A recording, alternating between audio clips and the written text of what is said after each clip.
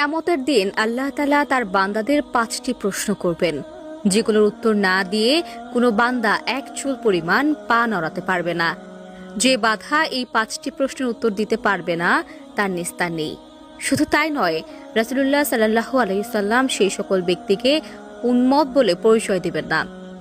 তাদের জন্য বরাদ্দ করা হবে জাহান্নামের উত্তপ্ত অগ্নিশিখা। কিন্তু কোন 5টি প্রশ্ন আল্লাহ তাআলা নিজে করবেন হাসরের দিন, তা কি জানা আছে আপনার?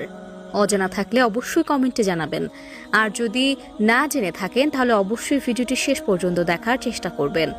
আমরা আপনাদেরকে জানানোর চেষ্টা করব এই 5টি প্রশ্ন সম্পর্কে।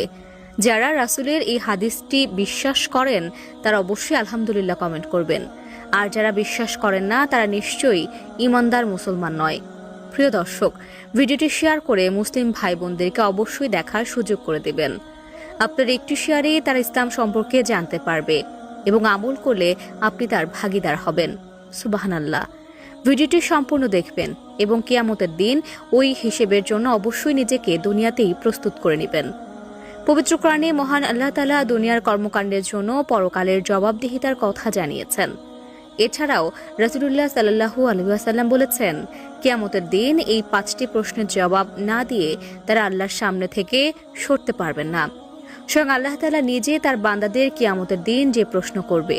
প্রথম প্রশ্ন হলো, জীবন কোথায় নিঃশেষ করেছ?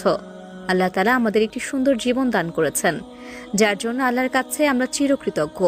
আল্লাহ তাআলা আমাদের দুনিয়াতে পাঠিয়েছেন তার ইবাদত করার জন্য, তার দেখানো পথে চলার জন্য, তার আদেশ নিষেধ মেনে চলার জন্য এবং শয়তানের প্ররোচনা থেকে নিজেকে বিরত রাখতে।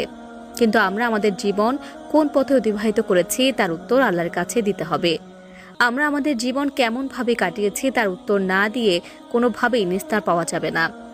2 নম্বরে আল্লাহ তাআলা যে প্রশ্ন করবে তা হলো, সম্পদ কোথা থেকে উপার্জন করেছ? প্রিয় দর্শক, এই প্রশ্নের উত্তর আমাদের সকলকেই দিতে হবে। আমরা হারাম পথে নাকি হালাল পথে উপার্জন করেছি তার উত্তর না দেওয়া পর্যন্ত এক চুল পরিমাণ পা নড়াতে পারবো না। এবং অবশ্যই সুদ, ঘুষ, চাঁদাবাজি এবং খারাপ পথে উপার্জন থেকে নিজেকে হালাল পথে ইনকাম করতে কষ্ট হলেও পরকালে আল্লাহ তাআলা আপনাকে শান্তির জায়গা দিবেন। 3 নম্বরে রয়েছে, তোমার অর্জিত অর্থ কোন পথে ব্যয় করেছ? আপনার দুনিয়াতে উপার্জিত অর্থ আপনি কোন পথে ব্যয় করেছেন তার উত্তর আল্লাহ তাআলার কাছে আপনাকে অবশ্যই দিতে হবে। আপনি ভালো পথে ব্যয় করেছেন নাকি খারাপ পথে ব্যয় করেছেন, সবকিছুর হিসেব আপনাকে দিতে হবে। অবশ্যই নিজের দৈনিক চাহিদার পাশাপাশি আল্লাহর রাস্তায় দান করার চেষ্টা করবেন। গরিব, দুঃখী, অসহায় মানুষকে সাহায্য করবেন, তাহলে আল্লাহ তাআলা আপনাকে সাহায্য করবে। 4 নম্বরে যে প্রশ্ন করা হবে তা হলো, যৌবন কোথায় ব্যয় করেছ? আল্লাহ তাআলা যৌবনকালের ইবাদতকে অনেক বেশি ভালোবাসেন। যে যৌবনকাল খারাপভাবে কাটাবে তার আর হাসরের ময়দানে নিস্তার নেই। 5 নম্বর প্রশ্ন হলো, দুনিয়াতে যতটুকু জ্ঞান অর্জন করেছো তার কতটুকু আমল করেছো? প্রিয় দর্শক, আল্লাহ তাআলা বলেছেন, আগে জানবে তারপর মানবে। অবশ্যই আপনি দুনিয়াতে যতটুকু জেনেছেন ততটুকু আমল করার চেষ্টা করবেন, যা জানেন না তাও জানার চেষ্টা করবেন। তা দর্শক, এতক্ষণ 24 ঘন্টা নিউজের সাথে থাকার জন্য আপনাকে ধন্যবাদ।